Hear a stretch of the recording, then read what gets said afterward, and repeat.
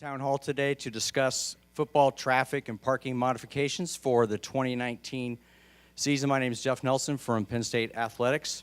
Before we get started, I would like to introduce the other members of our panel, starting first of all with Corey Chapman here on the right, our Associate AD for Facilities and Event Operations, Bill Morschbacher, Assistant Chief for University Police and Public Safety, Don Jordan, Senior Vice President for Operations for SP Plus, which is the consultant that Penn State has worked with for the past 2 years related to football parking and traffic.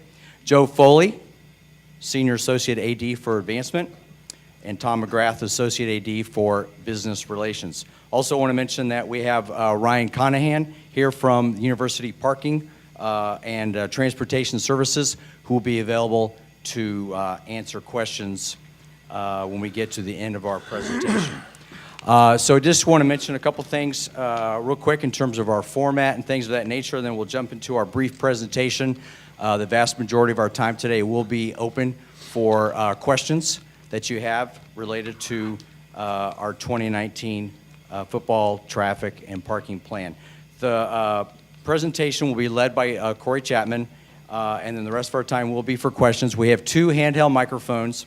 And once we get to the Q&A portion, we'll just ask that you please raise your hand, and either Tabitha or Kelly will get the microphone to you so that everyone here in the room can hear your question.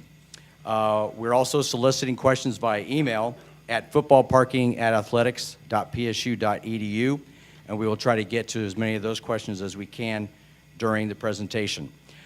Please note that we do have a second group of season ticket holders that we're visiting with shortly after 2:30. So once this session ends, we would ask that you please exit the doors here to the right. For those of you here on the ground floor, for everyone upstairs, someone will direct you to the doors upstairs, and everyone will exit via the south tunnel, which will then permit the second group to start entering to the media room. We've also scheduled 2 more town halls for next Friday, February the 1st, here in the media room, starting at 4 p.m. for preferred and reserved ticket holder, season parking holders, and at 5 p.m. for general parking season holders. Both of those events will be live streamed, and we will be posting on social media early this week the URL to get the live stream. So if you know of anyone, any season ticket holders who would like to have attended today but was not able to, they can also call 1-800-Nittany to RSVPs for Friday's town hall. And with that, I'm going to turn it over to Corey. Thanks, Jeff. Good afternoon, everybody. Welcome to Beaver Stadium. I wanted to make sure before we get going that everybody has a handout. There's information, there's a map, and then there's information on the back side. If you do not have a handout, just maybe raise your hand and we can get one to you. So that way you can follow along. Your mic's not on.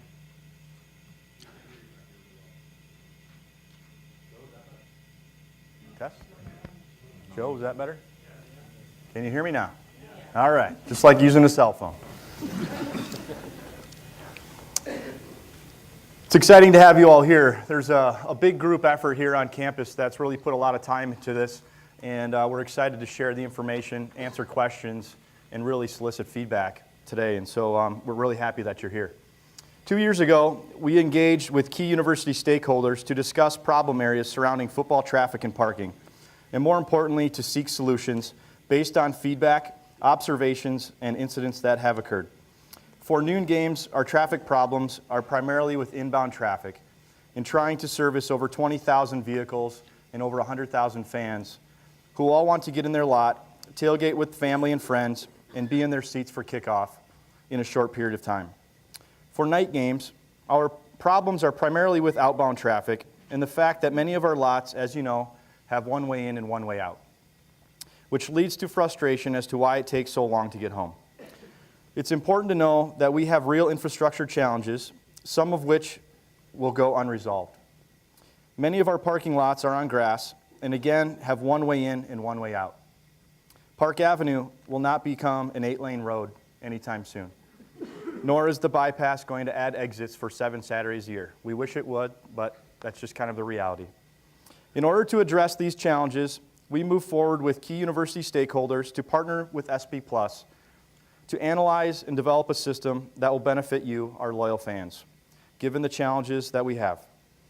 In an effort to make improvements, we had to take a look at all factors. With the help of SP Plus and several stakeholders, for inbound traffic, we will be more effective in proactively communicating when the one-way pattern goes into effect. There will be a window of time once our parking lots open where fans may access their lot in a two-way traffic pattern.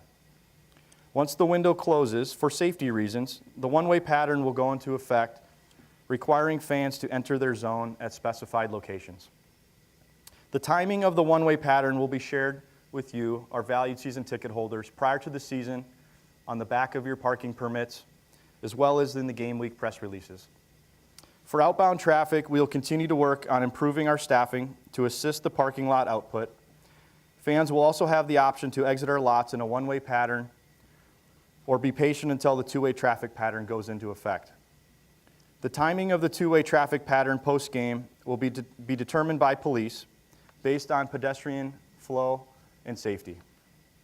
Now I'd like to turn your attention to either the back of your handout or the screen for further information.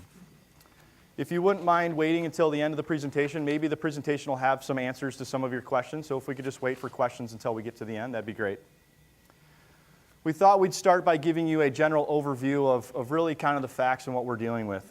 The first one is that we are dealing with over 20,000 vehicles on any given Saturday, and over 1,000 RVs are parked on about approximately 150 acres of land on campus for our home football games. Our hotspots that we've identified with the help of our key university stakeholders have primarily been Park Avenue and University, Park Avenue and Stadium West, and Park Avenue and Fox Hollow Road intersections. Parking lot ownership, as Sandy has mentioned previously during the season, is shared between athletics, campus recreation, and the College of Ag. As Sandy has also mentioned previously, with that ownership being shared, there are things that we can simply do and there are things that we cannot do. But we can assure you today that any opportunities that we have to make improvements, we are looking into those. And we will continue to look into those after the 19 season. There are 3 tiers of parking that will be offered. Reserved and preferred are the 2 donation level parking options that we have, and then general is the non-donation parking option that we have as well. We wanted to share with you our primary objectives for this undertaking. The first one is to eliminate the pedestrian and vehicle interface at high pedestrian intersections, the ones that we had previously mentioned in the hotspots. To improve the traffic flow and reduce congestion pregame and postgame. To create informed and predictable traffic patterns. Again, once that one-way traffic pattern goes into effect, sorting would take place prior to getting to campus, which will help the overall flow of cars coming to Beaver Stadium. Don from SP Plus can elaborate on that a little bit more as we go.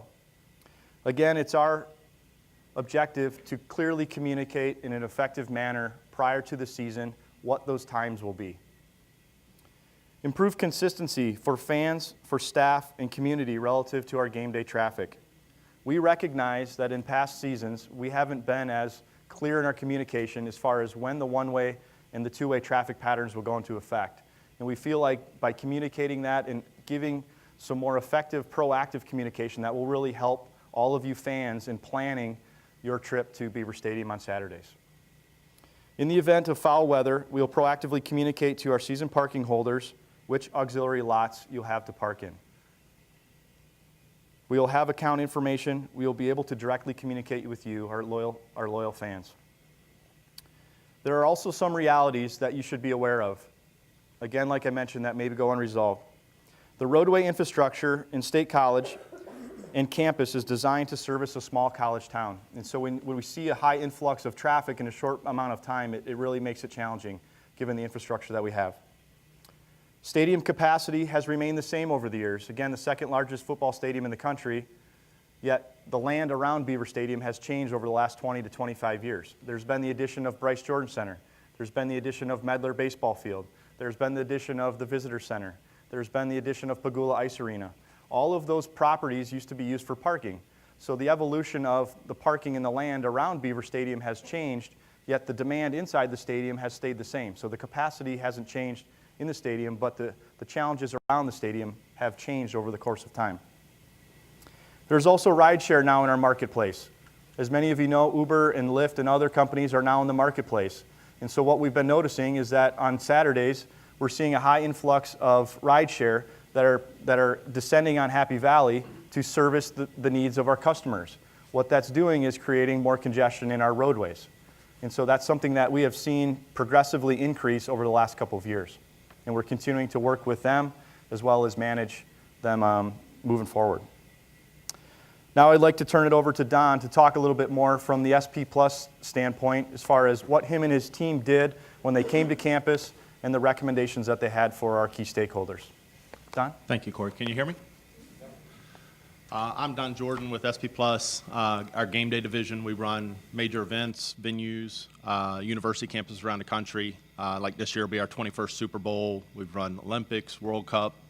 We run over 100 venues and about 30 campuses. And I just give that as a little background, because the one thing we discovered and through that process is every campus is different, every venue is different, there's nuances with every one of them, there's traditions that have been in place, there's patterns that have evolved over the years, and that's a tough thing to try to put together a plan that encompasses those nuances, but yet gives the best service to the overall population coming to the stadium.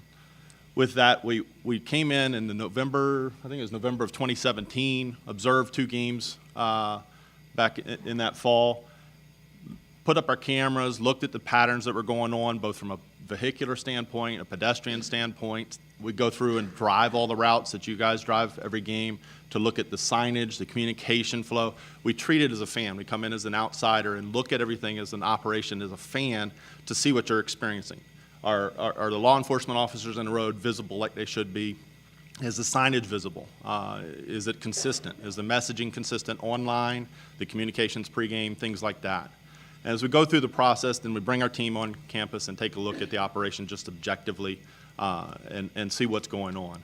With that, one of the fundamentals that we do to try to create a better experience for all 100,000 fans and not just a select few is to come around an operational plan that takes those different service levels into account. The first part of it is we went through and we came out with a 4-zone parking system. And what that's trying to do is, based upon the population groups in each of the quadrants of the stadium and the parking lots, is try to even out that traffic burden on the arterial constraints that are just honestly too small to handle the traffic load of a game day. For us, when we go through and look at something like that, we're trying to say, hey, the only frustration would be if one arterial constraint, one quadrant is sitting there empty while the other 3 are backed up 10 miles onto the highway. So we try to, for lack of a better term, spread the pain as best we can across the different quadrants to have it come in and flow as efficiently as it possibly can. We reduced the number of cash lots is a recommendation we have. That's purely from a capture and communication standpoint. The people who can plan ahead a little bit, get their permit, they're going to get the communications based upon that lot that they've selected. They're going to get the communications as the routing on how to get into that lot is selected. And God forbid if there was an issue or weather, as we had last fall, there's communication then based upon those permits that can be pushed out. So what we try to do also by eliminating some of the cash lots is eliminate the number of folks that would come into the property and then just put their GPS for the stadium and then say, I'll figure it out once I get there. That creates congestion for everybody else that took the time to plan ahead, figure out where they're going to park, and get into the footprint properly and start to enjoy their day. Naming the lots and determining the capacity and selling in advance, that's all, again, part of that capture and communication process. The better we can capture who's coming from which direction and to where, we can provide routing directions, we can provide any day of game changes or issues. Maybe law enforcement alerts us to something that's going on, we can send those alerts out by that vehicle. Create and implement a comprehensive signage package. For us, this goes so that it's a consistent signage package, so you see the same look, feel of everything. The messaging is very consistent. It matches what was been sent out electronically prior. It matches what's on the websites prior. All that needs to be a very consistent message and a very complementary to the operation to get everybody in and out. And rideshare.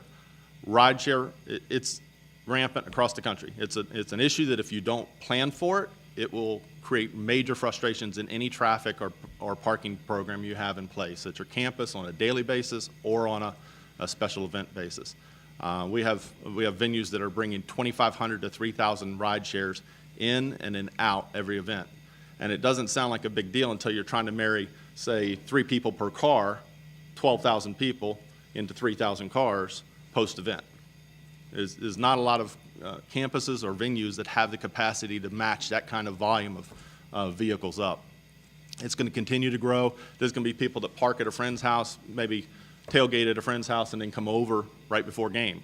Those patterns we're seeing across the country with any of the operations we have. Anything else you want me to dig into? No, I think that's great. On the traffic patterns, any change is tough. We understand that. I think I shared a story with Corey yesterday. One of the more challenging ones I think we've ever had was Kansas City Chiefs. The patterns had been in place for 25 years there. The people very set in their ways of, I come in gate 1 and I turn left and I go over to lot A and I park in lot A, and that's where I've done for 20 plus years. And when we got on site, they had 2 roads going, it's a ring road, 2 lanes going one way, 2 lanes going the other with a turn lane in the middle. And we weren't on top of the stadium for 15, 20 minutes, and we sit there and look at it and we go, no, it needs to all be one way so that you don't have people trying to turn into the interior lots while the other people are trying to turn into the exterior lots and backing up traffic. Very challenging process to get that changed. A lot of voices, a lot of concerns about it. We over-communicated the plan. The Chiefs did a remarkable job putting it all together, graphically, text-wise, everything to get to the fans and get that out there. And it took about 2 games of the preseason for everybody to figure out the pattern. And then all of a sudden the stories started coming in overwhelmingly of, oh my goodness, this is so much easier to get in. Yes, I have to come in gate 2 to get the lot A now instead of gate 1.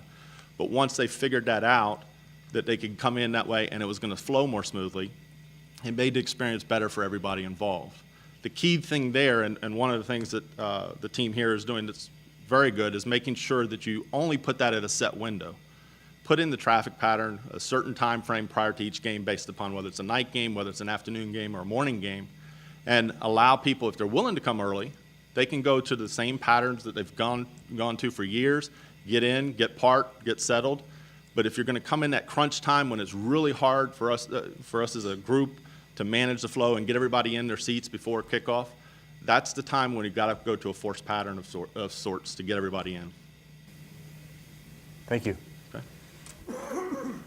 So where do we go from here? So for 2019, we wanted to talk a little bit more about what changes you're going to see or what improvements are going to be made. As Don mentioned, once the one-way traffic pattern goes into effect, fans will be required to enter at their specific locations based on where they've purchased parking. Those locations, I want to make sure that we're clear with you as far as where those locations are. Park in Allen, coming from Atherton, would be in the west zone. Toft Trees and Fox Hollow would be the access point for the north zone.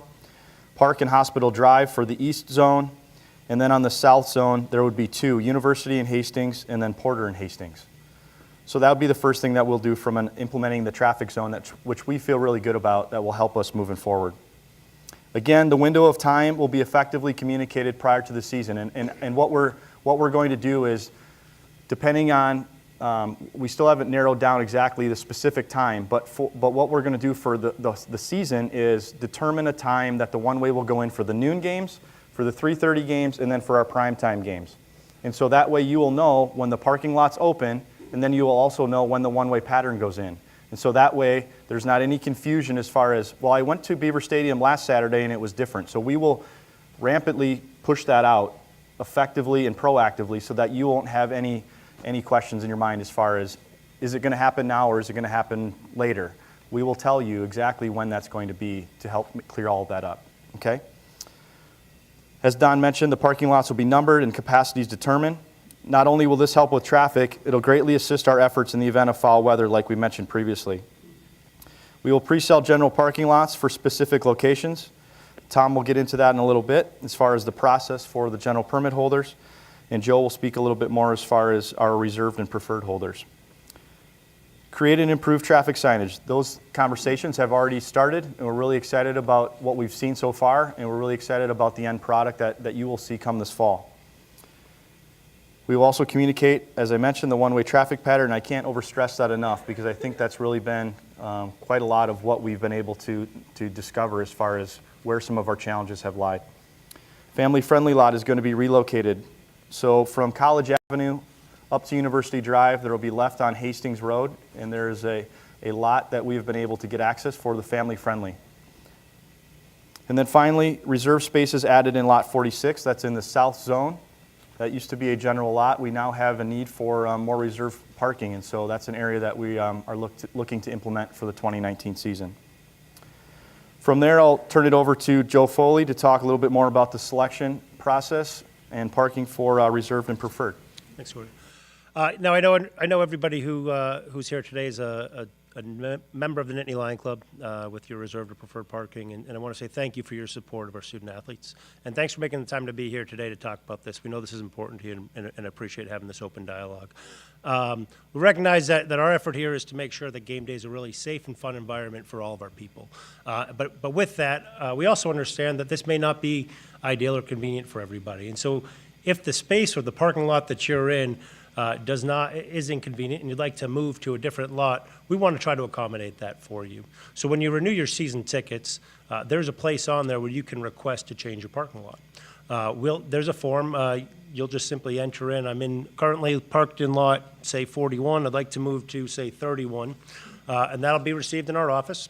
And we will then, in mid-February, go through an NLC priority point order everybody's request and try to accommodate those as best we can. Again, that process will begin in mid-February. It takes several weeks to complete because of the volume of those that come through, but we're able to make that happen to the best of our ability, and we'll try to do that for you. Thank you. Yeah. Tom, would you like to talk about the general parking? Sure. I'm not sure how many of you are general permit holders, but it is a very familiar process for those of you that have gone through seat selection or seat improvement in any given year when you've renewed. Basically, all of the general lots, general lot permit holders, they have just had a general permit. This year, we're anticipating in April, all of the general permit holders will have an opportunity, as they do in seat selection based upon Nittany Lion Club points, and go in and select the lot that they would like for general parking in the zone that is hopefully the most advantageous for them to access north, south, east, or west. But again, I think it's it's simplistic from the standpoint as every lot will have a capacity, and when the capacity is exceeded or met, you'll no longer be able to select that lot, and you'll have other options that you can select. That concludes the presentation that we have, and we'd now like to spend the rest of our time together answering questions that you have.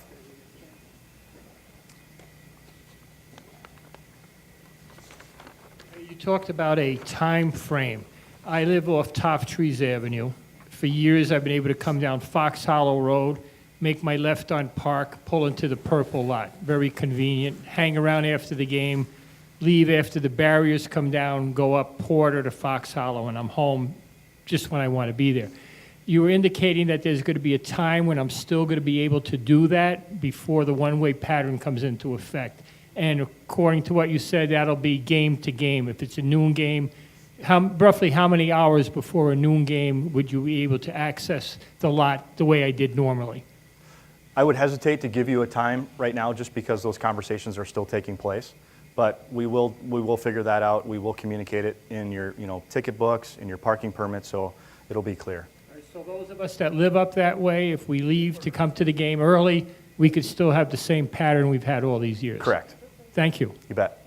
Wayne, you've been a donor for a really long time. And if your experience is such that you get to the stadium early, you like to tailgate for a few hours, you like to get in the stadium 45 minutes to an hour early, watch the on-field pregame activities, enjoy the game, stay after, maybe listen to the press conference in your car on the radio, and then get in your car after waiting a little while to leave. Your experience won't change at all. Great, thank you.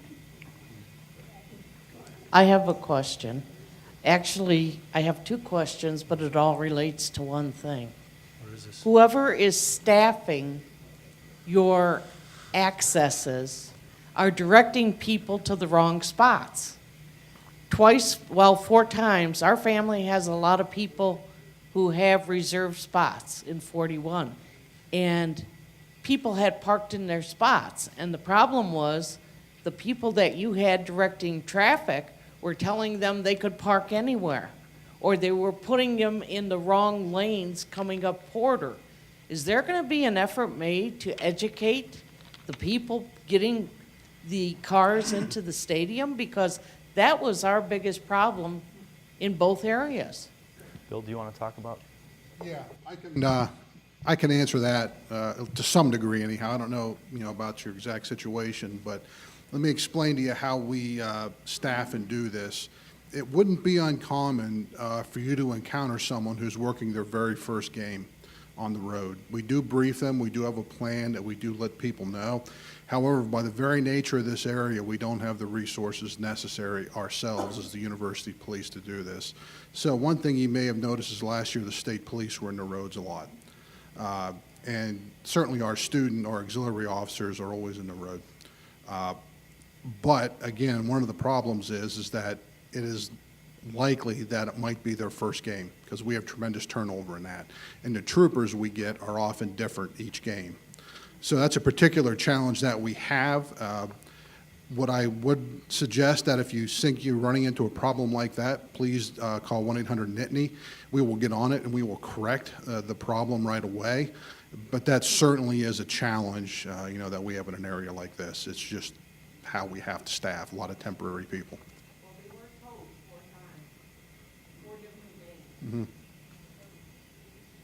days. Yeah. And one of the things we hope to do with this is simplify the process too. Maybe if you saw some of our football signs, it looked like lights on a Christmas tree, right? There's so many colors and it was distracting, it was difficult. So one of the things that we're hoping to do with this, and one of the things that I always would request of every fan, is to please display your parking permit. It's also a traffic permit and helps us sort. So one of the things we're trying to do is put the big letter on there, the direction you're supposed to come from, as well as the lot. So one thing you can see from this map, it is far more simple. So we're paying a lot of attention to our signage too to try to help with that. I have a question. The access from Orchard Road, I know if you go from the south of Orchard Road, there's a right turn that is allowed to go to the hospital. That's the main hospital route. However, is it possible to, it has been over a number of years, up until sort of spottily recently, that we were allowed to make a left turn off Orchard Road onto Park Avenue to head to our spot by the meat lab. Is that going to be possible, or is it going to be purely a right turn and have to go all the way down to the practically to Scenery Park to turn around and come back? Yeah, I can address that one also. We've run into, I know individually, it may be difficult sometimes, but I look at this from like a 30,000-foot level. And what we end up having on Orchard Road was a tremendous influx of rideshare and other people. And one of the problems that we have on Park Avenue also was the number of times that we were stopping cars to let that turn occur. And it was really slowing down traffic. We were getting to the point at times where we were getting complaints from the state police about backups on the 99. So it certainly was not our intent to try to make it inconvenient for anybody. It was just more of an attempt to try to address the bigger issue and make the flow work a little better, that's all. Again, I understand and I wish there was something I could do, but it really was beginning to cause us a tremendous problem in other areas. So this thing is kind of like a system, right? Something you do in one area is going to affect what happens in other places. One of the things we hope is just be more transparent about that. So you're just, in other words, it's going to be right turn only on Orchard? Yes. Okay. So I'm right here. So 2 things. You talk about, you did the traffic patterns and you looked at everything and we have the one-way traffic patterns coming in. What happens if I'm going my old way, I get stuck, I'm stuck in traffic, and then what am I to do? Am I supposed to go all the way back out to Atherton to go the right way in? talk about this kind of generally because I don't really understand which way you're coming in. One of the things that we try to do, and is sometimes difficult, is to keep people from going in the wrong direction. So this is one of a fundamental problems that we have right now. With apps like Waze and GPS that have redirects, reroutes, I mean, a lot of these things we're starting to see where people are coming in directions we simply can't help them, and our only option is to turn them around. So one of the things that we're trying to do with this is hopefully eliminate as much as possible those types of things. In there, I would come up Orchard, I'd turn left, I could be at the stadium within 10 minutes of my house. We live 3 miles from the stadium. This is the easiest way to go. I now have to go all the way around Atherton to come in Park Avenue to go to 17. To lot 17. And so the other thing that I'm thinking about is when you guys did these traffic patterns, Atherton is a mess. I mean, I work at the university and I come Atherton every day. It's a mess at 5 o'clock. Park Avenue is a mess at 5 o'clock. How is it going to work that you're going to, have you evaluated Atherton as a small street that has two-way traffic that is not going to be one way, and what that's going to be going forward? And that is actually one of the big reasons why personally I've been supportive of this. What I have seen in the last couple years, and I think everybody has probably seen the same thing because you sit in the traffic, is favoring Atherton Street for coming in. And there's restaurants, there's hotels, it's the way to downtown. I mean, it makes sense, right? It really does. But, what I have seen even last year numerous times was Atherton Street is backed up north and southbound. And the east side of Park Avenue, where our highest capacity is, I can literally sit there for 10 minutes and count on both of my hands the number of cars that pass. So we look at the bigger picture in terms of how we move people and get them in and out of the lots. That's huge. That's exactly kind of what Dawn's talking about here, evening out the traffic a little bit and trying to alleviate some of those problems. We're still going to see traffic? Yeah. When we're trying to get 25,000 cars in here, we're going to have those problems. But part of what we're hoping to do with this is not have our highest capacity road virtually empty at certain times. Again, I'm certainly sympathetic because I have my ways that I like to go certain places. I just hope everybody understands that when there's so many cars, we're just trying to make it efficient for everybody. The other 2 points that I would add to that is, again, prior to the one-way going in, you could go on campus like you can today to get to your lot 17. But then the other challenge, or the other opportunity is if you want to move your location of parking, you would have the opportunity to go through that process. Okay. Two questions. First, can you explain what you're going to do with the old numbering system and colors? Just so everybody's, that hasn't really been mentioned. I think that's important to get out there. And I hope the first couple games you have a lot of signage to explain to people that don't get the advance, that aren't looking in advance. Second question, our current parking, we're in the 7,000s in the visitor center. And we come in off Park, wind our way a long way, what would be section 31, I guess now. And then we can exit when the gate comes down onto Porter, make the right and make a right on Park. So will we still be able to do that? As far as the first question in terms of the old numbering system and the colors, so yes, those will go away. So we, again, are working to implement the new comprehensive traffic and signage package that you will see coming in the fall. As far as the other one, I kind of got lost after you got a right and a left. So Bill, we're in the visitor center parking. Yeah. So when the gate drops down, we make the right on Porter and a right on Park. Will we still be able to do that, or? Well, one of the things that we are really concerned about is pedestrian traffic and the pedestrian vehicle interface. So that's an intersection that we're trying to keep as empty as possible. We know we can't get every vehicle out of it. And certainly there will be a time once we pull out of the one-way, which it'll be available, but I think that's one of those particular questions that we have yet to honestly fully talk about. We just haven't necessarily got into the minutia like times and those types of things, but that's the best I can say at this point. I'm sorry. Just a note on parking lot 31, that's huge. Yeah. And like for us, we'd be like stuck way on the furthest corner and have to go out pretty much way on the opposite corner. I can guarantee it'll be a 2-hour exit for us. And you mentioned pedestrian traffic. Anything going to be done to try to curb the way the pedestrians walk into the game? And right now, a lot of people just walk right through the middle of the road, 8 abreast, on the roadway. And if you have to navigate all the way to the opposite corner of the parking lot, it's quite the trip. Yeah, I would agree 100% with you, and I'm not sure that I have a great answer. I know Don looked at this a little bit.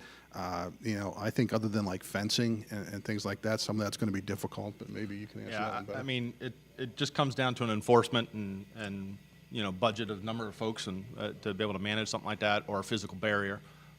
Something as extreme as in Daytona, you'll actually have snow fencing, which is nowhere in the state of Florida, but we'll put 6 foot tall snow fencing to keep people off of the roadway so that we can manage them at the intersections with law enforcement. So it just comes down to a give and take through there. But we saw that quite a bit when we went through and did the site visits back in 2017. There's a couple things we also suggested as far as how you handle the crossing of pedestrians at the controlled intersections. We do it what we call as a scramble, where you stop, even though it sounds counterproductive, you stop all the vehicular traffic for a second, and it's a free-for-all, go any direction you want, blow as many of the pedestrians out, across, away from that intersection as possible, and then turn the traffic back on, versus the typical of, we're going to run traffic this way and let peds go this way, and then we're going to flip it. So. Yeah, and just so everybody understands, we've seen, we see the pedestrian vehicle interface. We've seen people hit. We've seen lots of near misses. And, we realize there's just so many cars and so many people, we can't necessarily fix everyone. But, at this particular intersection, we have identified a way that we can at least alleviate some of the risk. Excuse me, question up here. Question. At whatever point, I know you're looking down here in the mic, so whenever you get a chance, I'd like to ask a question. Go ahead. I actually have 2 questions. One is for Mr. Jordan. And I know that the answer has not been given yet, but in general, with all your experience with your other venues that you've been to, approximately, won't hold you to it, but approximately, what are you thinking the time frame is for the one-lane traffic? Approximately, we're talking 1 hour? Sure. 2 hours? What are we talking? For on an ingress, depending upon the venue type. So if we're in a small arena, 5,000, it's obviously a lot shorter. If we're in a large stadium situation, it's going to be a little longer. It comes down to the size of the crowd and then the habits of the crowd. Is it a huge tailgating crowd? So sometimes that can change that time dramatically, because if we're at a Los Angeles Dodgers, we run, where you'll have 55,000 people come for a baseball game, but there's no tailgating. So we'll do the hard pattern a little bit further out, a little bit closer to the start time, because everybody's coming at a more concise moment in time as far as getting onto that venue. At a football stadium, it's going to be further out, but it'll range at a large stadium like that, an hour to 4 hours, depending upon the habits of the people, the number of people, and the arterial constraints. But you have to have some idea what you're thinking about here. You know this is a big tailgating crowd. You know there's 100,000 people, 20,000 cars. What are you thinking? Again, it depends upon nighttime and daytime. Right. I mean, if I had to throw a number, just personally, again, we haven't discussed this, I'd say about a 3-hour window is what I'd say. Before and after. Yeah. Yeah, No, I can before. tell you from my observations, for a noon game, for sustained traffic, we'll need at least 3 hours, if not a little more. Again, depending on the interest of the game. Oftentimes, noon games aren't that big. Probably an 8 o'clock game afterwards. You're talking the same thing when everybody leaves, when the game goes down to the last minute and everybody leaves at the same time. So, Yeah, that's the problem on night games. The benefit is we don't really need much of a one-way. yeah. The other question that I have, piggybacking on some lady's question here, is it seems to me that there's a little bit of, I don't want to use the word punishment, but there's a little bit of a punishment, if you will, for the people in the reserve lots. I can tell you that we're also in lot 17, and we live up in the village. And so 1.8 miles for us to drive right down Fox Hollow, make that right-hand turn, and we're right into lot 17. Same thing leaving. Now you're telling me that in the village, and anybody who owns in the village who would have similar spots, that we have to travel over to Atherton, come all the way down Atherton with whatever the traffic is, the stoplights, get to the Nittany line and turn on Park, and it's the last lot that we would actually be able to get to. It's the last in, and we would be the last out, because now if we go to leave, we have to go all the way down Park and all the way up Atherton. So looking at this and understanding what your folks' goal is here, two possible questions or scenarios to consider. Would there ever be a consideration of perhaps moving that north and west borderline over to, say, University Drive, where now the folks that are in 17 and 18 first in, first out. The other scenario to consider is the people who are in reserve lots, whatever they are, whether they're 17, 18, 41, the ones that are around the stadium, could they potentially get a special hangar, if you will? So maybe they're zebra striped or whatever that allows them the ability to access those lots from any direction that they may be coming. So you have a north, you have a west, you have an east, you have a south, but anybody who has a reserve spot could potentially access those lots from any direction. And quite frankly, the people who are in lots 41, now correct me if I'm wrong, I don't know this for sure, but the people who are in 41 are going to access that lot from Porter anyway. They're not going to be changed. It's really the people that are being affected on this north side that are really being affected. And so I'd really like you to consider looking at this and, maybe considering moving that border line. Thank you. Great feedback. Thank you. Thank you. Jeff, where are we going here? Guy in the back? Right here. All right. Don's talking there. Don, I'm sorry? have you considered the scramble option for that Park Hollow, or I mean Fox Hollow and Park? Yeah. Yeah. In That- light of the last comment, moving the 17 and 18, the green lots, the reserve lots to University, as opposed to taking them all the way to Fox Hollow and shoving them out to Atherton, that scramble option would be an option to allow the center lane to make the left turn coming out of the parking lots onto Fox Hollow and head to Toftree or the airport option or somewhere else. Is that a consideration that will be looked at? Oh, yeah, I don't want to speak for, Corey or anybody else, but I think all of us are looking at this as, a learning experience. We know that we can't come up with all the answers right off the bat, and that's why we need to listen to you guys on this and see what it is. I mean, we're just trying to balance and figure out what the best thing to do is. Something like conducted work. And he's given us the time frame for coming into the stadium. If we wait long enough after the game, will the option to go to Fox Hollow, a lot of those lots later be available to go to Fox Hollow and see? Yes. And the answer is yes. The reason that we can't give you a time post-game is just because it depends on a lot of factors. The team could be blowing somebody out by 30 points at the end of the third quarter, and now the pedestrians are leaving to go back to their car. It could be rainy and cold, and people want to leave early. Or it could be an Ohio State whiteout game, and everyone's going to stay until the last drive to see who wins, and then everyone's leaving. So it's really challenging for us to tell you outbound-wise when that time would be.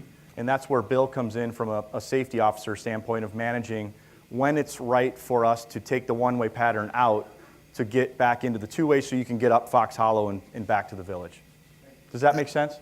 And I assure Yeah. you, my intent is to return the roads to normal use absolutely as soon as possible.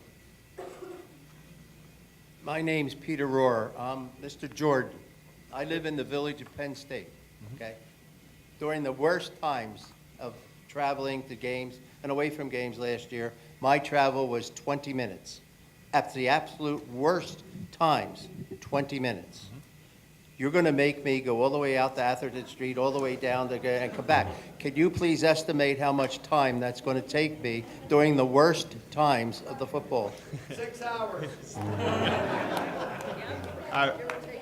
While I appreciate that, I mean, every one of these situations, and this is what we prefaced to everybody when we started this engagement, you're going to have an exception to every carving of the patterns that we do here, no matter what we do with this. And what we're trying to do, and this is the purpose of the town halls, is get as much of that kind of feedback, in-house, so that we can look at that, and is there a modification that alleviates more of the exceptions than others. So a lot of that is taking a look at that pattern. If there's an exorbitant amount of exceptions going into a pattern, that we can tweak slightly. The number one thing I would tell you with any of these situations we've dealt with, it's a constant evolution, because the patterns change, because there's people that move in town and they've still got the same tickets and same parking pass. Those kind of things happen over the years, and what we're trying to do is move it. Yeah. That's my problem. Sure. The question number 2 is, at Fox Hollow Road and the Toft Trees, there were state troopers there. They had communication with all the other state troopers. I don't see any communication with the rent-a-cops. And all the rent-a-cops don't know what the hell's going on. They have no idea of what's happening or when it's supposed to happen, or even if it's supposed to happen. Is there a plan to improve that? Yeah, as I kind of said earlier, one of the challenges that we have is that because there's so few resources in this town, many of the students that we have working for us, it might be their first game. In some instances, we're giving them their first job. So we do brief them. Their supervisors have radios. So once we're aware of a problem, we do take care of it and correct it. I wish we didn't have a situation like that where we can spend more time with them. And we had the same problem with the troopers to some degree, but it's a little easier to correct because we have quicker communication. I had lunch at the Chick-fil-A today. There were 2 trainees that were walking around following one of the trained persons that work there. Why aren't these newbies given partners so that they can be trained on the job? I would love to do that, but kind of give you an idea, back in the day, we would have 150, maybe 170 students working for us. If we can get 70 working for us, we're doing great. Part of the problem is we just don't have the numbers that we would like to be able to do that kind of training. I mean, I agree with you. I mean, we would do that in a heartbeat if we could, but we just don't have the ability. In the back here. Okay, next question? Yeah. Back here. How about here? Over here. Oh, I'm sorry. On the left, and then we're going to go up here, and then we'll go to the back and the left. Yes, I park in, it's going to be preferred lot 13, and normally I've been coming up Burroughs and then turning behind Petit Library and then accessing Park Avenue that way. Will that still be permitted, or is that part of the one-way traffic? Is So that the you're limitation? coming, you're going basically eastbound on Curtin Road, trying to go up Shortledge Road or something like that to get on Park Avenue? No, actually, I come up Burroughs around Rec Hall, Okay. and then I make a left behind Petit. Behind Pete, yeah, go up Allen Road and get on Park. You'll still be able to do that. Okay. Yeah. Okay, up here. I'm a village resident. Point out one thing, you may have seen it, but didn't mention anything about it. North Zone has no reserve parking. You might consider that for the future. No reserve parking in North Zone. So you may reserve parking in that area, you know, west out of the village. Sure.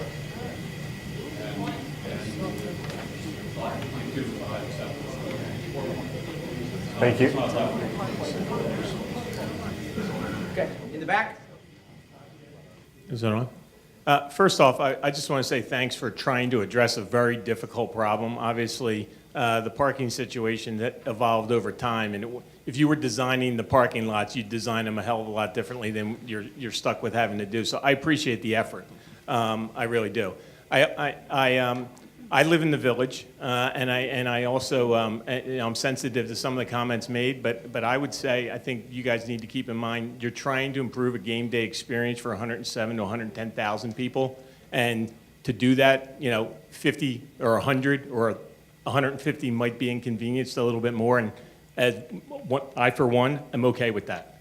What I really want to understand is you've made the comments a couple of times, and I've experienced it coming up Porter Road last year, with the ride shares. And so I'm curious as to, are you going to implement a staging system or a perimeter system where ride shares are not allowed up the one-way or even up Porter Road? I'm sensitive to everybody that's paid for a parking spot shouldn't, right, whether it's general admission or reserve, shouldn't be inconvenienced by somebody who doesn't want to walk to the stadium and they want to take a car halfway up the road, and then we got to get stuck behind that. So I'd be fully in favor of a big wide perimeter for where ride shares are allowed to drop people off. And I didn't hear you talk about where those drop-off points are going to be.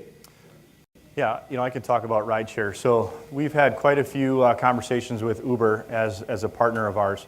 And right now, the pickup and the drop-off location would be in Hastings.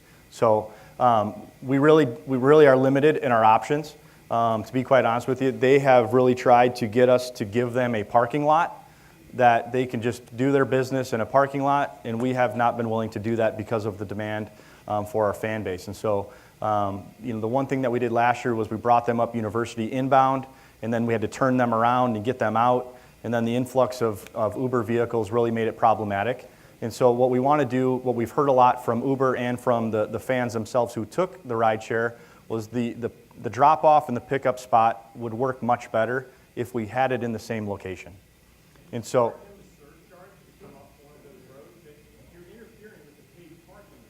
sure.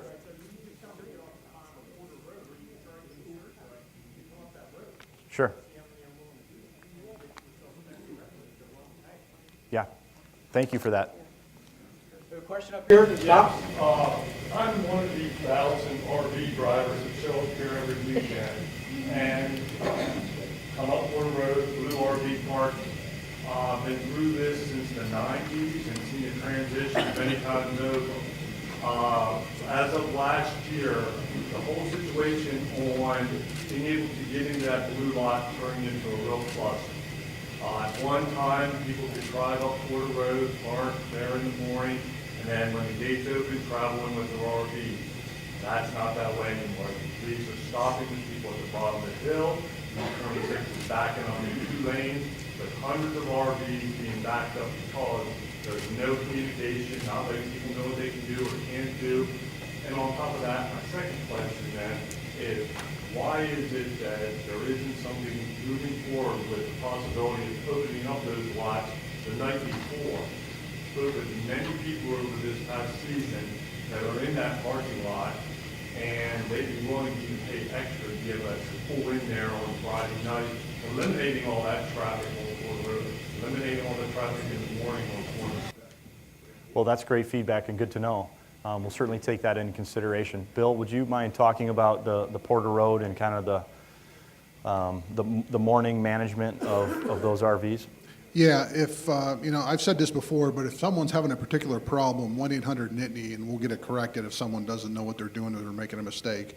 The only time that I know in the morning that we have really run into a problem is before the lots open and we were getting down on College Avenue. So in some respects, and there we were trying to move vehicles just to keep the traffic off of College Avenue until people got there. So if I'm missing your question, let me know. Porter Road. It'll be at 2 o'clock in the morning, RVs will start lining up.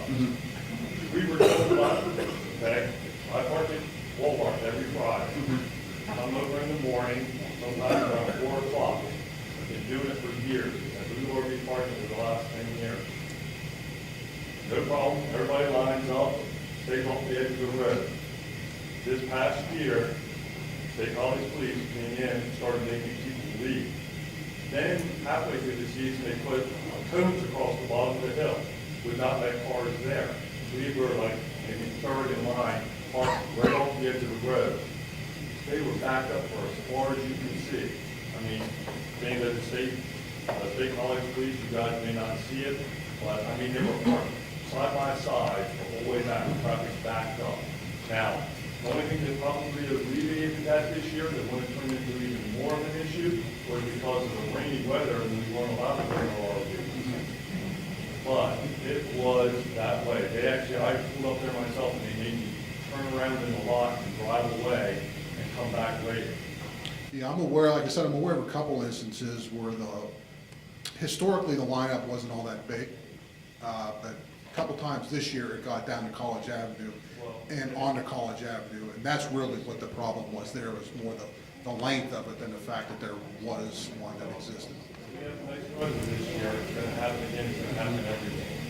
That's where everybody's wondering why that possibility of having the blue lot open and being able to let people in the night before, because it's the same people. I park next to them, Walmart, every weekend. Yeah, I think it's something to consider. Right, they would be willing to make that. Somebody said that we're gonna work for buck, that I don't have to park at Walmart. It's great. Thank you. We got a question here in the back and the left. We have time for a couple more questions. Go ahead, ma'am. I just have one quick one, and that's if you don't want to change your reserved parking, you're not going to be changed. Is that correct? If I understood the question, it was if you do not wish to change your parking and you simply renew the space, can you simply renew the space you had? Yes, absolutely. Okay. And the other question was, has pedestrian overpasses been considered for Park Avenue? Pedestrian overpasses or underpasses on Park Avenue? You know, a lot of the conversation comes into the 7 Saturdays a year when those kinds of conversations happen as far as what is the university wanting to do in terms of meeting that demand. And so it has been brought up. There hasn't been any definitive answers on that yet, but that's kind of a little bit of where the conversation has gone. Good question. So this is thinking along that line as far as building infrastructure. I'm back here. Regarding a parking garage or a parking area, I'm sure you've thought of that in a low capacity area. Not only would you have levels of revenue for donations to add to make it a quicker payoff for you guys, but also you would have a flow conversation that would help, and then when you have Uber drivers, that would be their drop-off area, and that would pull everything off. So my question is, what's your thinking on that? You know, there are actually, Ryan maybe could talk a little bit more about the campus parking deck. Yes, we're currently developing. So currently we are actually adding a parking deck on the west side of campus, but right now, I believe in the master plan there is one on the east side. At least there was, but that it's going to go in an existing parking lot, and it does limit the tailgating ability though. So in a deck you can't have open flames, grills, stuff like that. So.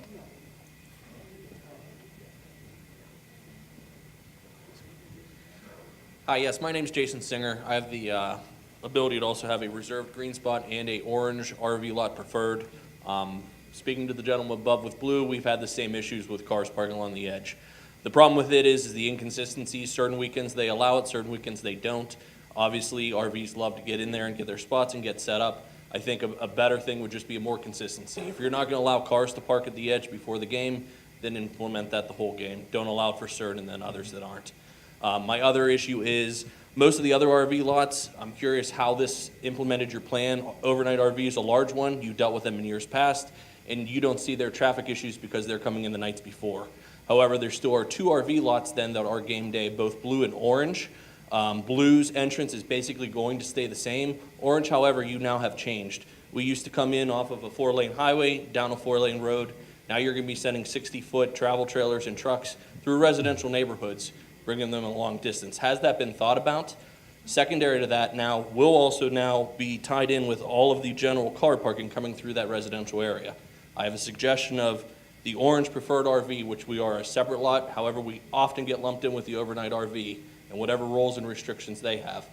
A suggestion would be able to allow that lot 21, the small little lot, there's only 80 of us, and pull that into what would be the east section in separating us out and still allowing us the main highway access, since we are the only supposedly game day coming in that way, because overnight should have already been parked by midnight of the game before. So thank you. Please take that into consideration. Thank you. Question in the back? Hi, staying with the theme of consistency. I'm in 18, the old green lot, and one of the most inconsistent things you can predict is that yellow gate will either be open or not open at the end of the day to get out on a University Drive. Any kind of consistency with that, any kind of predictability, because everybody heads for Park Avenue going out the north end zone, and if the few of us that would just like to get out on University Drive whenever we can, that would alleviate some of the backlog getting out. Thank you. Question upstairs? Yes. At any town meeting, you're hoping that things that are suggested, there's some excellent suggestions here today. And I see this gentleman's taking notes. I think it's Mr. Jordan. You're taking copious notes. I'd like to see that, some of these changes, and a lot of them, or tweaks, as you will, take place, not just blown off. There's been some excellent, excellent things here, and I hope that people start realizing that some of these things would make a better situation. Just don't blow it off. Yep. That's why we're here. We're here to listen. That's Yep. what we're all hoping. Great. Go ahead, sir. I, too, want to thank you for all your efforts. I appreciate them. I think this is something we have to give an opportunity to see if it works, and I trust in you, Mr. Jordan, that you're giving us good advice. My final question is, if you had questions today that you couldn't ask, is there a monitored email account? Is there a way you can send your suggestions, and will you get a response, or will at least the minimum there be assurances that it's being read and processed? Well, for reserved and preferred holders, it would be through the Nittany Lion Club. Yep.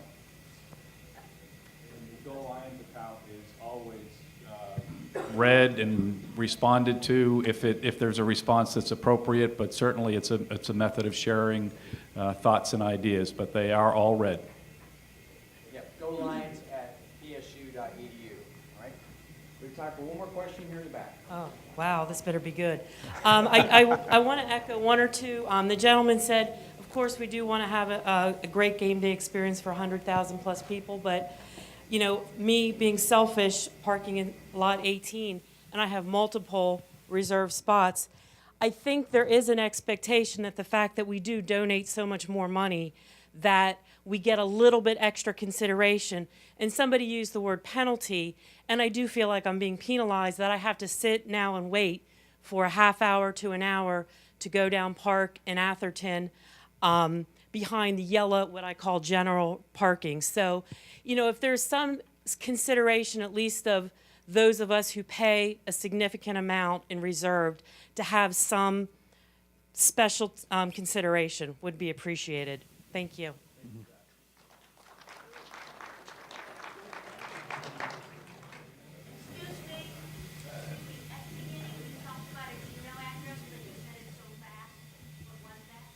Email address? The Go Lions at psu.edu? That was. Oh, is that on the RSP? Yep, it's football parking at athletics.psu.edu. Football parking at athletics.psu.edu. You can also send an email to golions@psu.edu. I also wanted to mention that this Tuesday and Wednesday in the Founders Room from 4 to 6 p.m. there will be members of the athletic staff available to answer additional questions, other feedback, things like that. You can obviously also call 1-800-NITNY weekdays from 8 a.m. to 5 p.m. But there will be members of the athletic staff this Tuesday and Wednesday in the Founders Room at the Jordan Center from 4 to 6 p.m. So we want to thank you very much for coming today, for your feedback, your questions. We do have the second group ready to come in. Thank you. Enjoy the rest of your day.